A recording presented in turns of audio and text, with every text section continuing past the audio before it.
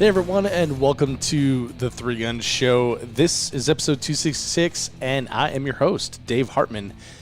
This week's guest is former member of the AMU and current captain of Team Glock, Shane Coley. Shane plays at the top of the USPSA limited game with a polymer pistol, and in this episode he reveals how he does it. I'm pumped to have Shane on. This has been a long time coming. I've wanted to have him on for some time now, and we finally got him. So this is a good one. You're going to enjoy it. Plus, we get to hear about Shane's time in the AMU, the most important thing he learned, and, of course, his plans for the future. So as I record this, I just got back from the Wisconsin Three-Gun Championship, which was a really fun match. AMAX, Adam Maxwell, and I have talked about this on the show before, but having a strong shooting culture really makes matches a lot of fun, and Wisconsin definitely has a growing practical shooting culture via USPSA, three-gun, the whole deal. The match was just a really great time. The stages had a ton of options, including a lot of start anywhere with any gun type of stages, and the people enjoyed it. All the feedback I got was positive, so that was great to hear, and I just can't say enough about it. I'm definitely going to shoot it again. Wisconsin Three-Gun Championship, if you didn't shoot it this year, definitely put it on your calendar for next year. It was a ton of fun, and the crew really did a wonderful job with the match. Vortex Optics and American Defense Manufacturing were the title and presenting sponsors of that, and you know how they are. They did it over the top. It was just a great match. So look for that one when it comes around next year, Wisconsin Three-Gun Championship. This episode is brought to you by JP Enterprises. With all the travel that I've been doing over the last few weeks and trying to keep up with work, the one thing that has been suffering is my firearms maintenance, which is not too uncommon for me. But just last night, I pulled my AR apart, which I haven't done since before the Wyoming Governor's match, and I cleaned and inspected everything, and half a dozen matches worth of carbon just fell off of my JP low mass bolt carrier and the enhanced bolt. The coatings they put on there, junk just flies right off. Went through a full inspection. Nothing looked any worse for wear, so I reassembled, lubed it up, put it back into my flight case, so it was ready for this weekend's travel, which I'm going to Phoenix for a Keith Garcia Champions Are Made in Practice class, which I'm really excited about. So having gear that you can rely on is paramount in this game, which is why I'm incredibly proud to run JP Guts in all of my rifles. If you're in the market for some AR upgrades or a complete rifle, check them out at jprifles.com.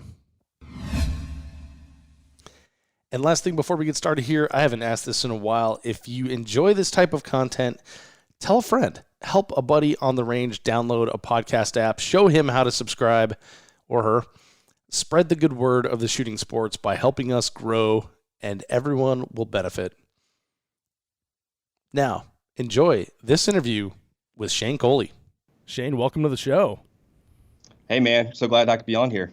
I'm happy to have you, Shane. So we've been trying to connect for a while, and we finally were able to do it. And my first question here is going to be to settle something that I've got like a little axe to grind with several people out there. Is it Coley or Cooley? It's Coley. I win. Yeah, I've been getting Cooley my entire life, man. I bet you have. Yeah, see, you obviously know Benny Cooley, right? So I looked at that. I'm like, that is obviously Cooley. This is obviously Coley. And I swear I have this conversation at least once a month.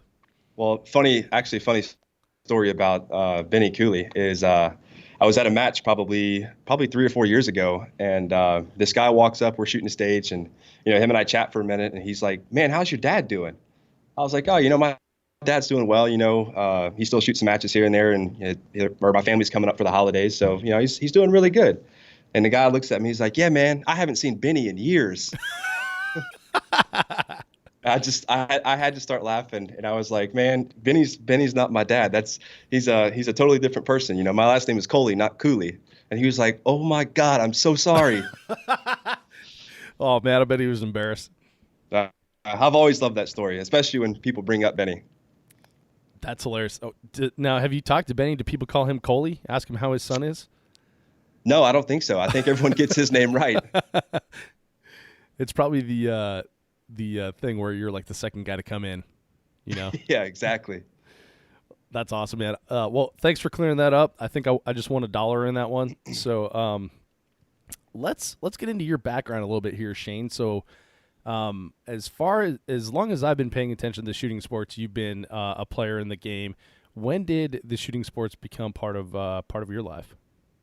Well, my dad was a career law enforcement officer. So I've been on the range shooting since I was probably 7 or 8 years old. But when I turned, I think 13 or 14, he started taking me out to some local USPSA matches, and I enjoyed it. It was really fun for me, but my heart was still completely sold to baseball. So, I spent the next couple of years focusing on baseball, and then probably towards my senior year of high school was when I really committed to shooting and realized that this was the career path that I wanted to chase. I'd been watching, Travis Tomasi, Max Bichelle, Chris Tilley, Todd Jarrett, following all the top guys, back then. And that was the career path that I wanted. I looked up to those guys. They were major influences in my shooting and how I trained and prepared. And those were the guys that I wanted to be like throughout my shooting career. So luckily was able to link up with the Army Marksmanship Unit and get a connection in there. And then, everything worked out as far as that's concerned. I was offered a job.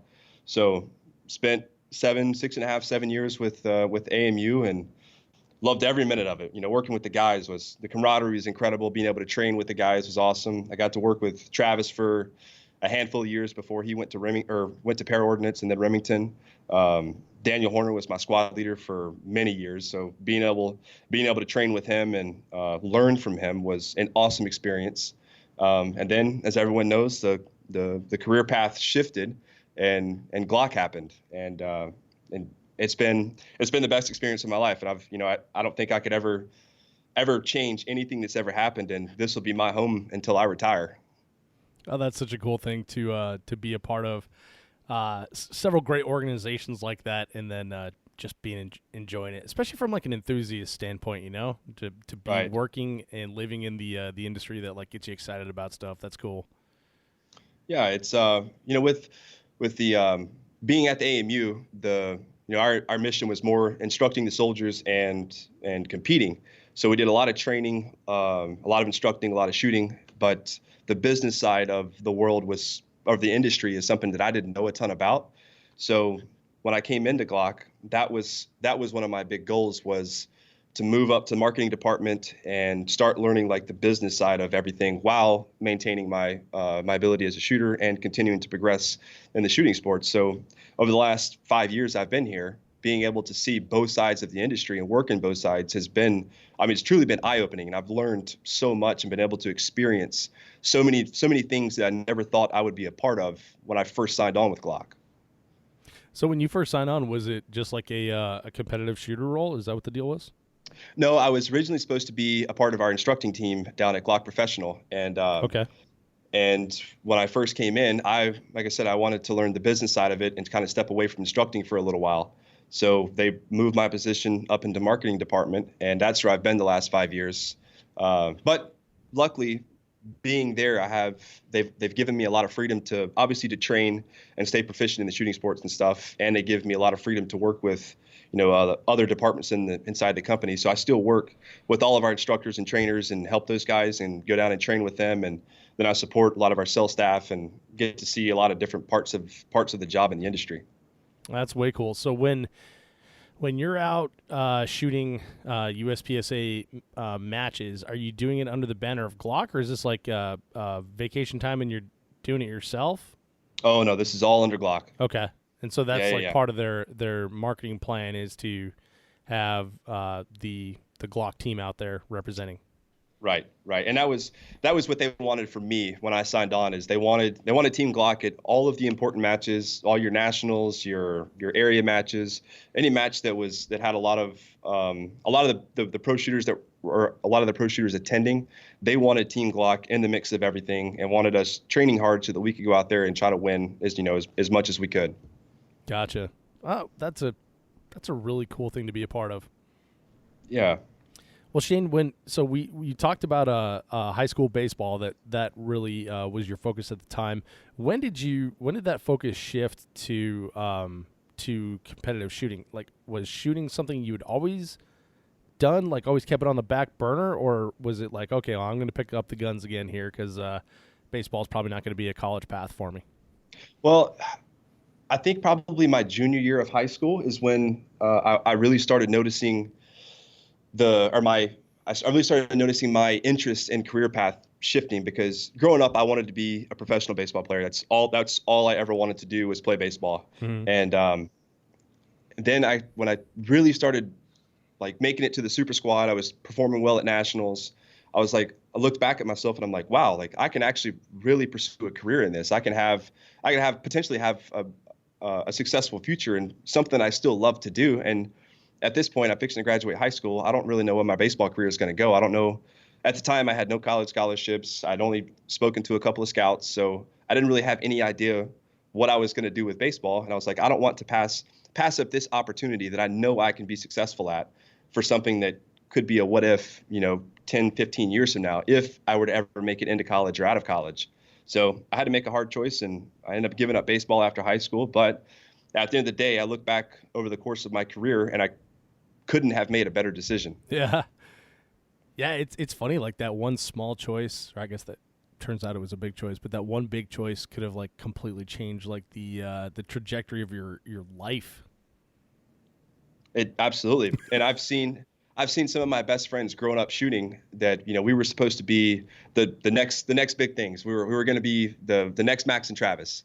And they chose a different career path, and they went to college and wanted to try out all this new stuff. And then they're no longer in the shooting sports, and they've tried to come back and they've tried to get back into it, but they're so far behind everyone else now that it's hard for them. And the success that they used to have, they don't really have as much anymore. So no, that could have easily been me had I made a different choice than what I did. Mm-hmm. I'm always interested in the crossover from people that had like a background in a different sport. Like in 3-gun, I shoot with a lot of people that have like professional cycling careers. There's former minor league baseball players, golfers, etc. Do you think that there's some sort of advantage to having like the discipline drilled into you in like a high level baseball career and then transitioning into shooting sports? I think it does, absolutely. I mean, especially with a sport like baseball or golf, like those are they're so important they're so influenced by like hand-eye coordination and quick explosive movements in baseball. Because I played middle infield my entire career, so catching ground balls at short and second, like you always had to be explosive in the infield, to catch the hard hit ground balls or have the range that you needed to be a starting player. And then just the training itself, like having the discipline to, show up early for practice, stay late for practice, always give 100% effort in practice. Like that was always drilled into how I trained in baseball, how I practiced in baseball. And then all of the athleticism, the hand-eye coordination, and the mental discipline to push myself every day in training, all transferred from, my athletic career into the shooting sports. Is that something that you still do today? Do you have like a very regimented training plan? Absolutely. I usually wake up every morning. I document whatever I want to accomplish for the day, because I have to be in the office usually until lunch. So I come in, I have a dedicated schedule of what I want to accomplish, and at 12 on the dot, I'm leaving to go to the range. And then I have a plan of exactly what I want to train at the range. Granted, depending on how I'm shooting, I deviate from the plan a little bit if I need to work on certain other fundamentals. But as soon as I finish that, I'm back at the house. I built a garage gym, so it would ease my workout schedule as far as not having to travel to the gym all the time, or on travel days, not having to get up at 5 a.m. to go to the gym. I can just walk downstairs and go in my garage. But I follow a dedicated plan in the gym, and everything I do has got a purpose behind it. It's not just walking out and either putting bullets in a berm or just picking up a barbell. So when you're talking about your training plan, when you're going to the range every day, do you sit down and create that training plan yourself, or do you have like a coach that you work with? I do it all myself. So how do you write that plan when you're sitting down?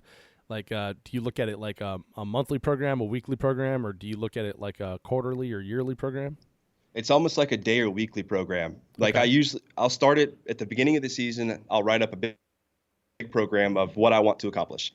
And then once I shoot my first match, I come home and I take notes on how I performed, what my weaknesses were, what my strengths were, and then I'll build a new plan based off that match. And then I'll go and train, whatever weaknesses I had. I'll maintain whatever strengths I had, and then I'll go to the next match, and I'll come back and I'll document again whatever I did well in, what I was not well in, or didn't do well in, and then I build a new plan. And then how I'm shooting during that day for that training plan, I'll deviate from that plan based on how I'm performing. So if I'm doing really well at my weaknesses and all of a sudden my strengths start to suck, then I'll deviate from that plan and start focusing on the strengths again, and working on some speed or reloads or movement or whatever the case may be. And then the next day I might hit back up on the weaknesses to see if I'm still maintaining those strengths. So the plan always changes, but it's always very structured in what I want to accomplish. Got it. Now, when you're talking about your strengths and your weaknesses, are we talking about like dynamic match things, or do you focus primarily on fundamental marksmanship type stuff? I focus a lot on the fundamentals. I've always been a very simple person when I go out and train, just because, if you break down a stage, almost every stage you shoot is just a group of drills put together. So, you move into this position, you shoot 4 or 5 targets. That's one drill. Then you move into your next position, you shoot 2, 3, 4, however many targets. That's another drill. So I'll break drills down into that and focus on that, and then I can practice on my movement coming into position, leaving positions. I can do loads in between positions. But my training is very fundamental focused. I want to very disciplined on the trigger, very disciplined on the sights. My accuracy has to be like 95% at all of my training sessions, or I have a panic attack. But I'm very, very, very focused on all of the fundamentals, because at the end of the day, mastering the fundamentals is how you master everything else. I like that. Now, when you talk about each stage can be broken down into a set number of drills, do you actually do that? Like take the, you were talking about taking the breakdown of your previous match. Do you formulate your next set of drills for the next cycle or the next week based on those specific things that you did in the previous match? Oh yes, absolutely. So like any stage that I have either penalties in, or I get hung up on a piece of steel, or I shoot a bunch of wild shots at a target or something like that, I'll remember that target array and how I came into position, what I was doing, and then I'll go set that up at home and see why I shot like that. What was going on that forced me to shoot 3 or 4 shots at a piece of steel, or have a miss on, this headshot at 10, 15 yards? Like, what was I doing that forced that mistake? So then I'll take that array of targets, and I'll set up a small drill that almost mimics or replicates what I was doing in that stage, so that I can train on that again. So if in the next match or in the future I encounter that type of target again, or that type of array again, or in essence, that kind of drill again, I know I've trained on it and I've seen it before, and I know exactly what I need to do to be successful during that portion of the stage. I gotcha. I feel like sometimes it's kind of tough to train for what like you think might be at the next match. I mean, you can know the flavor of the match, the match director, the course designers and stuff like that, but still they can like throw anything at you. So training for stuff that you've already done, hedging that you're going to see it again is kind of an interesting way of doing it. Yeah, and you're right. I mean, you can't always prepare for what you might see, but I can also do everything in my power to try to accomplish as much as I can in a training cycle, so that it eliminates eliminates a lot of possibility that they can throw something at me that's new. So if I can go out and set up a bunch of crazy stuff, then if they try to surprise me in a match with a bunch of crazy target arrays, then odds are I've probably seen most of this, maybe 80 to 90% of it. So it's not as intimidating to me anymore. Right. So the goal then becomes to be like the most well-rounded shooter you can make yourself, so you have the knowledge and the confidence that you can accomplish this task that they've set before you. Right. And one of my favorite quotes that I've ever heard an athlete say, obviously everyone knows that I'm big into CrossFit, and one of my friends, Matt Frazier, I was watching a documentary on him, and I think it was coming up to one of the lifting portions of the CrossFit Games or something.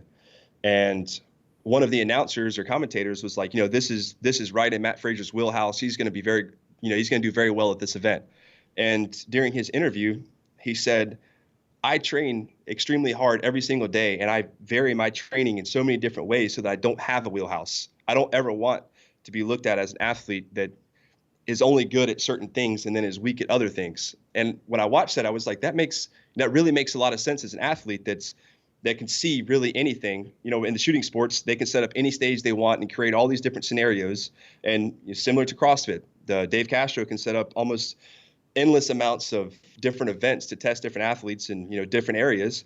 And to hear him say that he trains like he does so that he doesn't have a wheelhouse inspired me to do the same thing. I don't want to go to a match and people say, oh, he's really fast, but his accuracy is not always there. I want to be as well-rounded as possible, and that's why I train so many different variations of different drills, so that when I show up at a match or walk up to a stage, generally I haven't seen anything, or generally I'm not going to see something there that's intimidating or something I haven't already done before. That's a really good point, and Matt Fraser, I think, really embodies that sort of mentality as well.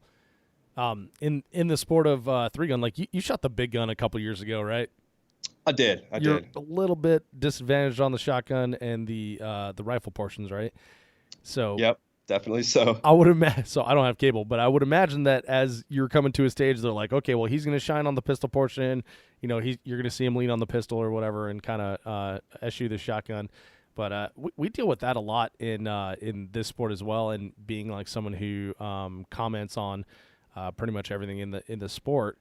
Well, we have guys that we consider riflemen and gals that we consider pistol shooters, and people that we consider shotgun shooters and stuff like that. So in the pistol games, it's interesting that you can break it down to just those other fundamental skills like speed, marksmanship, stuff like that. Right. We put them almost in too broad of categories. Where I think, yeah, I think that's. I think a lot of people do that when they approach a stage, instead of breaking it down to the very minute fundamentals of what you're trying to accomplish. With each trigger pull, each sight picture, each movement, they see a stage as a whole, and it's like, okay, well, I just have to make it through this entire stage, down 5 or 6 points, instead of breaking everything down to, on this target right here, I've seen a handful of people pull shots to the left into a no shoot. So I need to really focus on, letting my front sight settle and really feeling the trigger wall and pulling the trigger straight to the rear, and then transition to the next target and break that down into, a new set of fundamentals. And I don't think I see a lot of people doing that right now.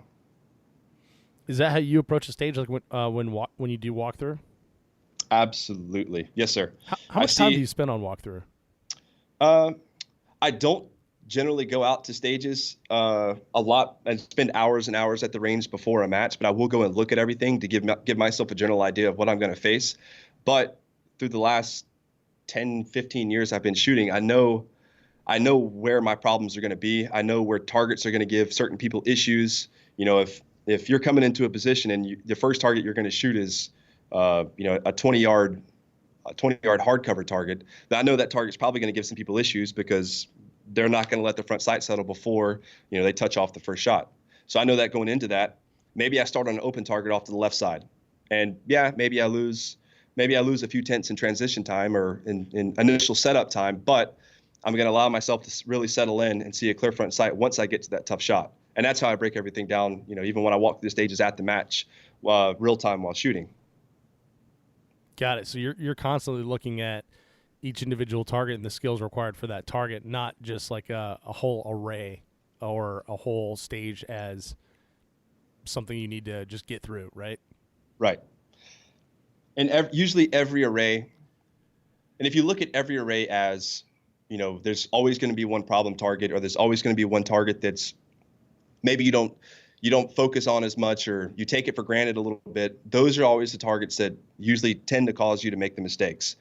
So instead of having that mindset of, well, this target here is going to be really easy, so I don't have to focus on it as much, I break it on every target into, this is my fundamental, this is what I need to accomplish on this very target, so that I make sure and get my hits on the target and don't make any mistakes. Yeah, that's a really good point. I've found myself recently repeating the mantra, respect the shot, or respect the target, or whatever it is at that right. point. because there are a lot of things where I'll just walk past and I'll think, oh, that's a chip shot, and then I'll worry about the hard stuff, and then I find myself struggling with that thing I said was a chip shot during the walkthrough. Yep. Either it's like a trigger freeze that costs you 0.6 of a second, or it's a miss over the shoulder, or it's pocket deltas, or some silly mistake that you could have avoided had you put a lick of thought into it. And those are the most frustrating mistakes that I make in a match, when it's like an 8-yard wide open target and I've got pocket deltas or an alpha mic or something ridiculous, and I walk off the stage and I'm just like, I'm such a goober. Like I could have just looked at it for 2 seconds and been perfectly fine on this stage, but now I'm walking away with a miss on an easy wide open target. Yeah. It's funny how that works. It's like the easy targets. Again, you're just not respecting them enough, right? Right. Absolutely. Well, let's back up just a little bit here and talk about your time in the Army Marksmanship Unit. So along with all the training that you did of the other soldiers, you were required to compete in matches at a high level, right? Right. So how did the AMU change your game for good? Like, what was it about the AMU? And maybe you can give several specific examples, but what was it like being in the AMU during that time, and what are some things that you take with you today when you go to matches? I think probably the top 3 things is, leadership, discipline, and mental management. Obviously being in the United States Army, period, you had to be a disciplined person. We were very, very regimented on time, so everything was scheduled. We were required, we had gates we had to meet for every match, so we were required to compete at a certain percentage. And if you failed to meet said percentage over a course of a certain amount of matches, then you would come under a review and potentially you could lose your job. So you were always being pushed to get to that next level and be the best that you could possibly be. And in the AMU, just outside of the action team alone, you've got Olympic gold medalists in other disciplines like skeet shooting, trap. We had gold medalists in Olympic air rifle. So you have all these different shooting disciplines all in one unit, and everyone there is, one of the best in the world at what they do. So being able to be around those type of athletes and that kind of discipline, it rubs off on you. It motivates you to be better yourself. You don't ever just want to show up to work and just be good enough for the day. You want to be the best for the day. And then growing up through the ranks and having to help develop new guys as they came onto the team, that taught me a lot of leadership and how I can help lead myself and lead the team that I lead now and give them the tools that they need to go better themselves in not only shooting, but just the rest of their career and life. And then just the mental management of it, being able to handle the pressure of always training next to the guys. Every day out there was a competition for us, whether it was, goofing off on the long range bay, shooting clay targets off the berm, or actually training for our next match. Everything was a competition. So being able to handle the pressure on the range in front of all of your friends, all of your coworkers, and then even doing demos in front of VIPs or generals or, post commanders that would come out, there's always pressure involved in that. So when we take those things to the range, take them to a match, you felt that pressure before. You know how to handle it, you know how to deal with it, and you know how to make it useful for you so that you're successful, even when you're shaken before a stage starts.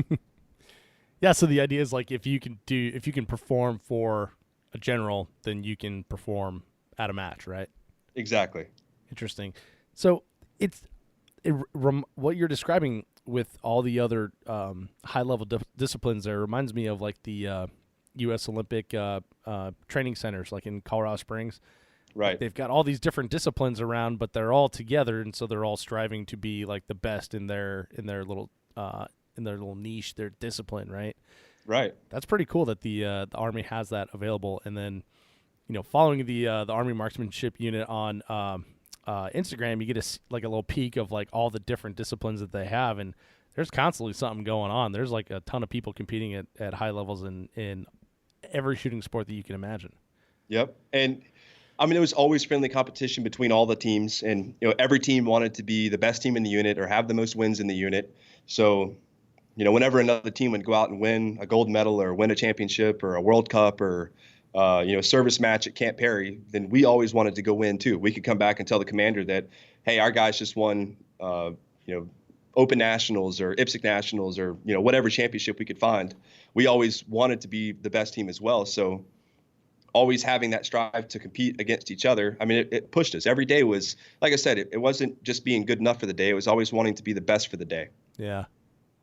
Yeah. That's way cool, man. That's so awesome. So you mentioned that you had like requirements, percentage requirements over a season, right? To compete at. Did you find that stressful to have those requirements on you, or was it motivating? How did you deal with that? It was both. Initially, it was stressful because there's always the question in the back of your mind especially when you're young, if you can actually accomplish the requirements that they have. But then at the same time, once you start to train and practice and you start excelling and meeting your requirements, then it shifts to motivation because you think, okay, all I have to do is show up to work every single day, do my job and train and give my best effort, and I'm going to be successful.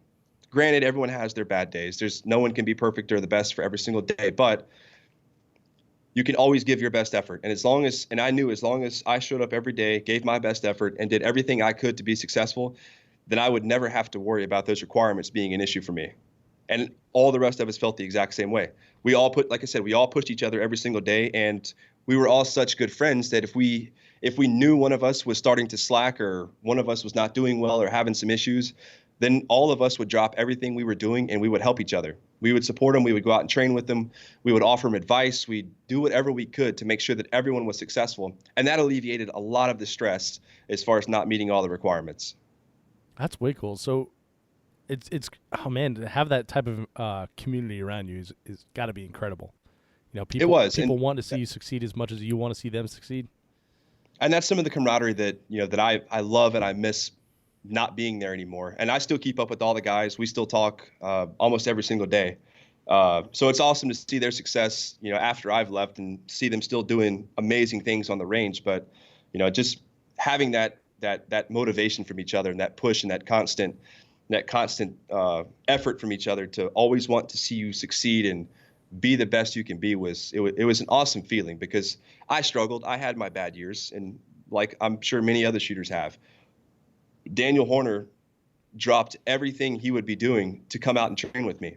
And he would video me, he would watch me, he would coach me. And then we'd go to lunch or dinner and we would talk mental management. How are you feeling mentally? Are you stressed out? Is personal things going on? Like, what can I help with? And that's how all of us work together. That's so cool, man. It's great to have that type of community. I think that's probably one of the things that I don't hear enough about the AMU. They talk about, everybody starts with the ammunition, right? They're like, oh, they get all the ammunition. It's like, well, yeah, you forget that they also have training partners, and then they're able to coach each other and everything. So it's pretty amazing to have that type of environment in the shooting sports. It is, and that's why even John Browning and Jacob Hetherington, they're like the USPSA guys right now. And almost every match we go to together, we always try to link up together. We talk about stages together. We talk about the match together.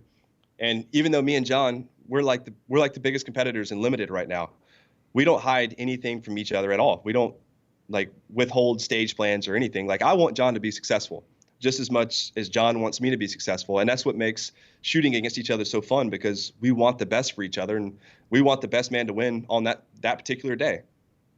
You don't do that move where you give him a fake stage plan and hope he fails? Oh, I would feel so guilty if I did that. Yeah. I don't think I'd be able to sleep at night. Well, that's good to know. Well, you mentioned that you had, up years and down years. Can you think of like in your shooting career, and maybe specifically during your time at the Marksmanship Unit, like a failure that you had and how you overcame that failure and built upon it to become even better? I would think probably one of my hardest couple of years actually, was when I first started shooting at Glock. The first 2 years on the team were my two hardest years in the competitive world that I've ever had. Stressful. I didn't feel like I was being successful. I felt like a failure. And, really the reason is I shot the World Championship, the IPSC World Championship in the United States in 2014, and I lost to Max Michel by 1.2 points. It's like one of the closest world shoots in history, if not the closest in history. Wow. So I was a point away from being a world champion shooter at 23 years old, 23. So the very next year I sign on with Glock. I come on as their new team captain. And, in my mind, mentally, I'm like, I'm one of the best shooters in the world. I just lost by a point, so I'm going to do great things here. And I didn't. My first nationals at Glock, I was, I think, like 14th place, and I had never placed out of the top 5 in my entire AMU career. And then the next year was the same thing. I was shooting penalties left and right. I was making a ton of mistakes. I didn't really know what I was doing shooting-wise to be failing so bad. And it was so stressful. I thought I'd made a terrible decision. I was afraid Glock was going to fire me. I couldn't sleep at night. And then I just had to wake up one day and be like, you know what? I can either sit here and sulk in my own sorrows and accept that I'm not doing well and let myself become a failure, or I can go out to the range and I can practice. Because the gun was harder to shoot. The trigger was different. The shooting iron sights over a dot was completely different. The recoil was different. Everything was different for me. And for a while, I was afraid of it. I was afraid to face it and go out to the range and suck, essentially. I would always go to the range and I would practice the easy things, the things I could be good at with a hard gun to shoot. So I always felt good leaving the range. But when I would perform at a match and have to face the hard things I was avoiding at the range, it showed. And I'd walk away from matches with 10 to 14 misses. And it was completely demoralizing. But once I woke up one day and realized that I'm going to have to face my fears, face the things that I'm terrible at, and go out there and suck for a couple of months before I can actually be successful, that was when everything shifted. And that was when all of the pieces started falling together. I started understanding how to see iron sights, how to manipulate the trigger, how to manage the recoil, how to really shoot the gun and be successful with it. And ever since then, it's just been dedication. Every day is a new day to be better. Every day is a new day to go to work. And I still have my rough matches, my bad days, but every day I'm motivated to wake up and go be better. I want to be the best shooter I can possibly be with the Glock, one of the best shooters in the world with the Glock, because people think it's not a gun that can compete, and I'm here to prove everyone wrong. And we see a ton of them all over the ranges everywhere, all over the nation. Everybody's got a Glock. I always joke that I've got a pillowcase full of Glocks, and it's kind of true. But Shane, you were talking about mental management earlier. Just the not being able to sleep, putting the stress on yourself of like, I think I might lose my job and stuff like that. That had to be just its whole separate animal to deal with, other than just like the mechanics of the gun and teaching yourself to shoot iron sights. How did you end up dealing with that? I dove into a lot of books on success stories of different professional athletes, some like Champion's Mind, mental management books that really helped clear my thoughts and helped me handle the failures, handle the pressure, understand that even if I do make mistakes or if I do fail in certain aspects of the shooting or training, that at the end of the day, everything is going to be okay. I'm not going to lose my job. Glock knew that there was going to be growing pains. I was a new guy coming onto the team. I was a guy that hadn't shot a Glock in 7 or 8 years. So they knew that there was going to be a transition phase for me. And when I came in, I wanted to be the best right off the get-go because of my performance at World Shoot. And when I was walking through my transition phase, like I said, I put a lot of stress and a lot of pressure on myself, and I was terrified every day of walking into work one day and being like, well, this is it. I got to find a new job. But that was never the case from Glock's end. And once I realized that everything was going to be okay, as long as I wake up every morning and put in the work that is needed and face my fears, then I am going to be successful and I'm going to accomplish what I need to accomplish. It seems like we always, or at least I find this for myself, we always make things bigger in our head than they truly are, and it sounds like that's some of the stuff that you were dealing with thinking you're going to be losing your job. It's like, instead of just having that conversation that could have mitigated it, you let it get to the point where you weren't able to sleep and it was affecting your shooting, Right. And I've always been a big overthinker. And, I dive off into my own head and God, I get sucked down a wormhole, and there's no telling what I might think of. Dude, welcome to the club. And, I would think all these different things, and I didn't have, none of it was ever true. I blew this, I wouldn't say I blew the situation out of proportion, but I made it something bigger than what it needed to be. And the more terrified I got of it, of all the fears of not being successful, the more I tried to avoid it, because I was honestly afraid to face it, because I knew I wouldn't be good at it. I knew I wouldn't be good with the gun. I wouldn't be good at training on the range, so I avoided it. And the more I avoided it, the more it built, until finally one day I just looked at myself in the mirror and was like, if you want to do this, you're going to have to step up to the plate and face your fears. You're going to have to walk out to the range and shoot 20-yard headshots until you puke. I mean, that's just what you're going to have to do before you're going to get good with this. And I faced them all, and it's paid off.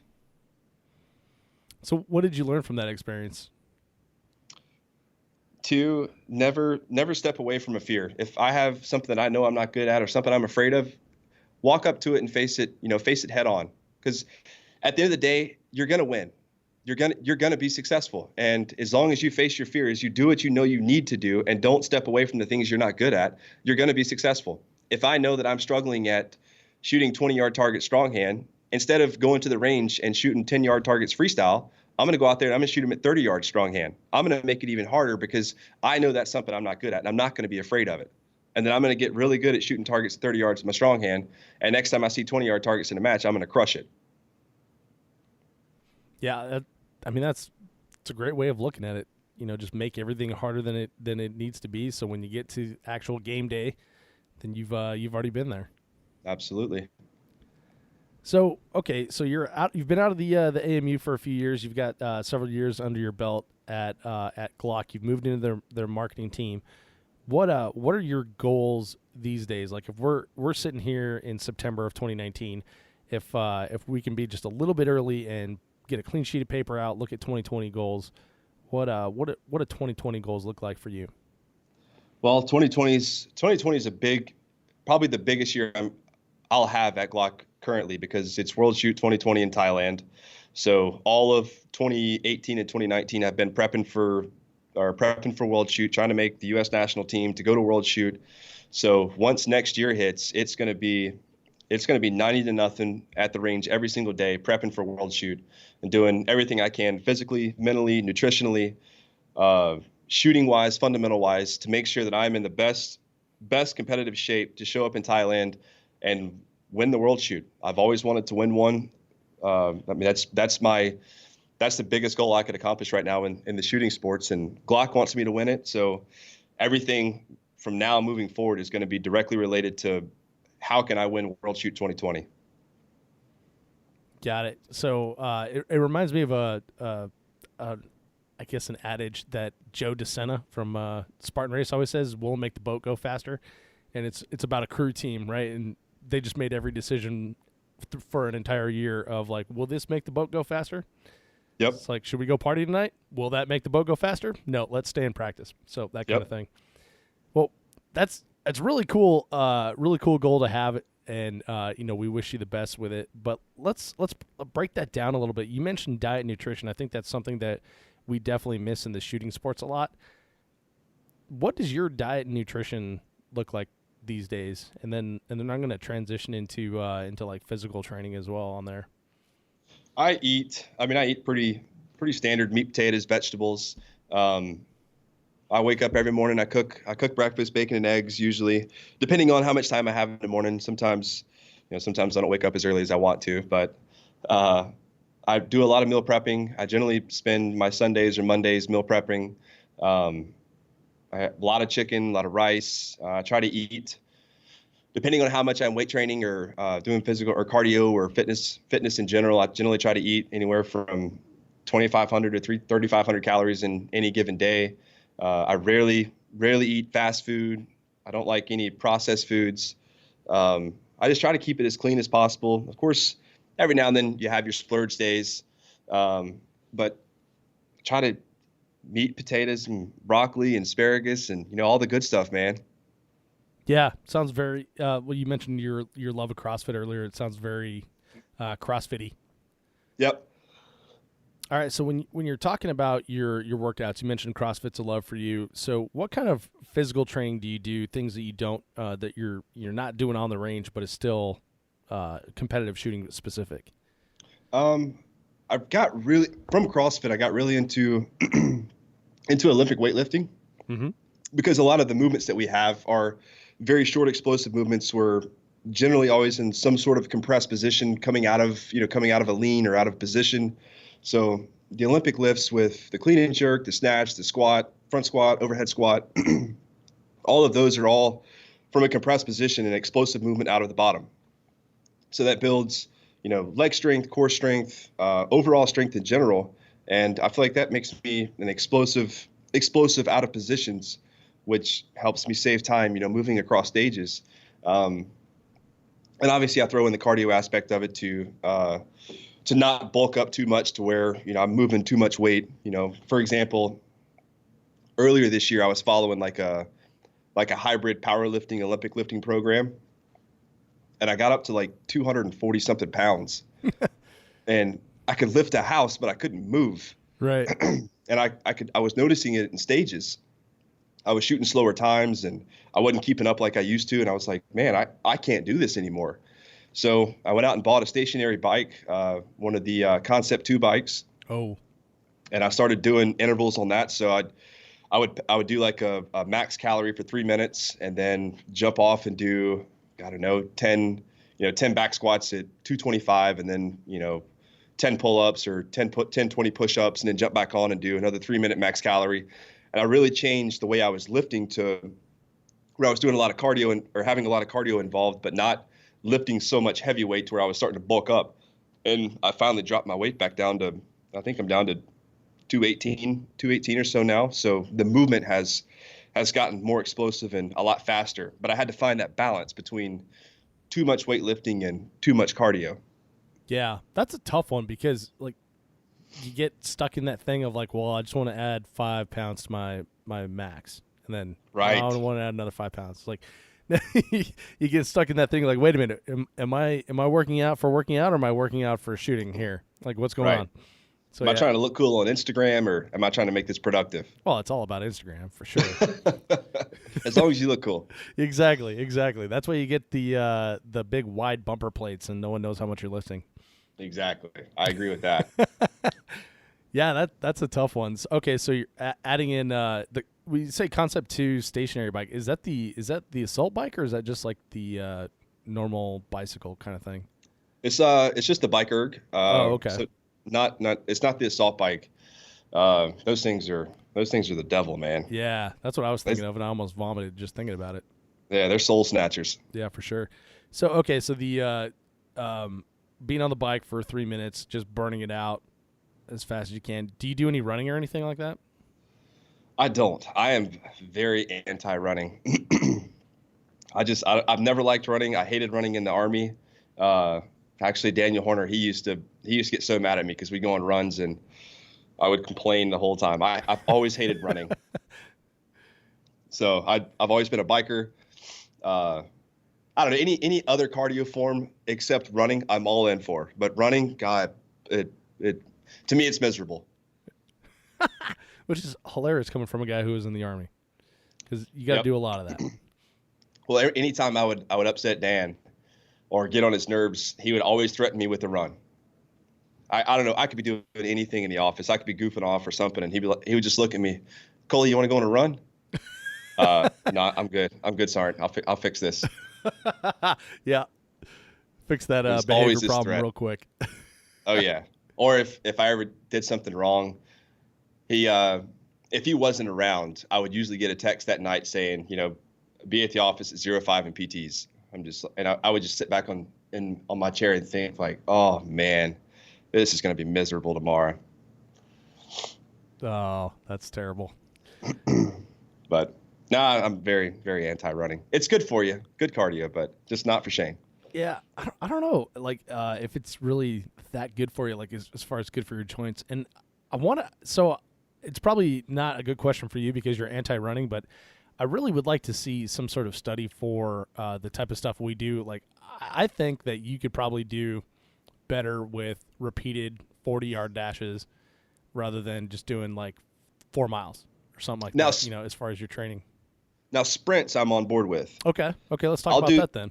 I'll do shuttle sprints. I have in my neighborhood, I have a stop sign that's about 60-ish yards away from my driveway. So there's a lot of times where I'll go out and I'll do like 10 60-yard dashes, or I'll do 10 sets of shuttle sprints or something like that. But I don't like the long distance, like 30, 40-minute run where I get so bored. It's not that I can't do it. I just get bored. Like people are like, man, I go for this 5-mile run and I get lost in my thoughts and it's so relaxing. And I get 2 minutes into a run and I'm just like, I've thought about how to solve all the world's problems 20 times already. And I'm just bored. So with a sprint, like at least with a sprint, it's quick, it's easy. I'm out of breath really fast. I know I'm getting good exercise in right there at the very moment. I don't have to go run for 35 more minutes to get a decent workout in. And I can come back in and I can build all these different workouts. Like, I don't know, I could do 20 burpees and then 2 sprints, or 20 burpees, 20 calories on my bike and then go for a sprint. I can incorporate it into so many different things without being out on the road running like a goofball for 45 minutes. Right. And I feel like that type of exercise translates better to what we're trying to do in practical shooting anyway. Right. And I agree. And like I said before, everything we do is all explosive movements. So if I can be a really good sprinter, if I can do really well at shuttle sprints and have really quick feet, be able to accelerate fast and slow down fast, then that's, like you said, very beneficial in what we do as competitive shooters. Definitely. Now, are you going to be changing your program at all leading into World Shoot here, or do you have that all pretty much dialed away? I probably will add some volume to it. This year has been a little, not off year, but it's been a kind of find a happy medium year. And now that we're towards the end of the season, I feel like I've pretty much got my programming down where I want it. So going into next year, I'll probably increase in volume in certain areas with cardio and some weightlifting, and instead of doing more weight, add higher reps or higher rep counts, just to keep the muscular endurance where I need it to be, especially for World Shoot, where it's a 6-7 day match. And I want to be able to endure all of that and not be tired, every morning I wake up. Yeah, that's definitely a consideration. I find a lot of people. So in 3-gun, we generally have like 2-day matches. Sometimes we have 3-day matches, right, with more stages. And on the 3rd day, I see a lot of people dragging. And I feel right, and that's what I want to avoid. Yeah, especially over a World Shoot where it's many more days and many more stages. Well, another thing too with fitness is, this is something that JJ Rakaz and I talk about a lot. It's not just, and I give JJ a hard time all the time, for having beach muscles and doing his bicep curls and whatever. we always have a good time with each other. But being physically fit is not just being able to lift a lot of weight or having a 6-pack or anything like that. It's also mental clarity. Being physically fit means you're not getting tired, over the course of a 4 to 5 day match. Like, you're mentally clear. You're able to outlast everyone else. When it gets hot and you're sweating and you haven't had a lot of water to drink or a lot of food for the day, like, you're not dying. You're not going down on the range and vision's getting all blurry. Like, you're mentally clear. You're fit. You're healthy, and you're able to withstand all of these adversities throughout a match, and especially a match like World Shoot, where, like I said, you're shooting for 6 or 7 days. Yeah, and you've got to keep not only the physical part up, but the mental clarity up for that entire time as well. Right, because you don't want to go into day 5 and be sitting in a very good position, whether second place by a handful of points or sitting in first place, and just be mentally drained or physically drained and not be able to mentally pick yourself up and push on through the match. Right. Well, Shane, so you've probably inspired someone listening here to go out and pick up a barbell or run to their stop sign or something like that. So if you've got someone who's, let's just go like typical desk job, or, maybe, some sort of physical activity during work, but nothing when they come home, shooting on the weekend, where would they start in like a specific physical program for competitive shooting? What would you recommend they do for if they're just getting into it? Man, you could start with the most basic of things. Like, a lot of times, especially when I'm traveling on the road, my hotel workouts are super simple. Like I'll do 50 air squats, 50 push-ups, and 50 sit-ups. That's something that's super basic. Anybody can do it anywhere in their home. Something like that may take you 10 to 15 minutes. Just you can do dips, you can do burpees on your living room floor, anything to get your body moving, get the blood flowing, and get you breathing hard. It's going to be beneficial to you at some point in time. It's always going to help you. And if it gets you off the couch, if it gets you to put that bag of chips away, or gets you to put that Coke back in the fridge, then get after it. Get on the floor and start knocking out some push-ups. Do push-ups until you can't do anymore. Do air squats until your legs are about to explode. But no one ever hates hard work after you've already accomplished the hard work. That is for sure. That's It a really sucks. good point. It always sucks in the moment, and some of the days where you feel the worst, you feel lazy, you're tired, you don't want to do anything, those are sometimes the best days to just go out and get your heart rate to an exploding level and just suck it up and grind it out. Because like I said, at the end of every workout, no one hates a day of hard work once they've accomplished the hard work. That's a very good point. And then record it and put it on Instagram, because that's what it's all about, right? Exactly. You got to make sure all the Instagram fans are loving the content. Absolutely. Well, as far as range training goes, what are some things, some fundamentals that you find yourself working on a lot that someone listening here can take and implement into their practice? Something that I would start with is I would take a target and set it at 10 to 15 yards, and I would do single shot draws until you're disciplined on the trigger. You're seeing a clear front sight picture. You're aligning that sight right in the middle of the target. You're consistently squeezing through that trigger wall, and you're not anticipating shots or jerking shots. You're seeing the front sight lift and fall. You're prepping for your second shot, and then you holster again, and you just do that over and over and over. There's days where I'll go out to the range and I'll do that for 400 straight draws. I won't do anything else except draw the gun, see a clear front sight, consistently pull the trigger to the rear, and then see the front sight lift and fall, and then prep for my second shot. And then I'll holster the gun again and repeat that process over and over, because it builds the initial fundamentals that you have to start shooting a stage. And then once you have that portion down to where you want it, or it's consistent as you want it, then you can go into like build drills.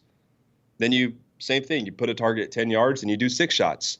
And that's doing the exact same fundamental you were just doing. You're seeing the front sight, prepping the trigger, consistently squeezing through that wall. But now you're doing it for repetitive shots. You're managing recoil. You're seeing the front sight lift and fall. And you're getting to the point where now you can start calling your shots as you go through your six shot strings.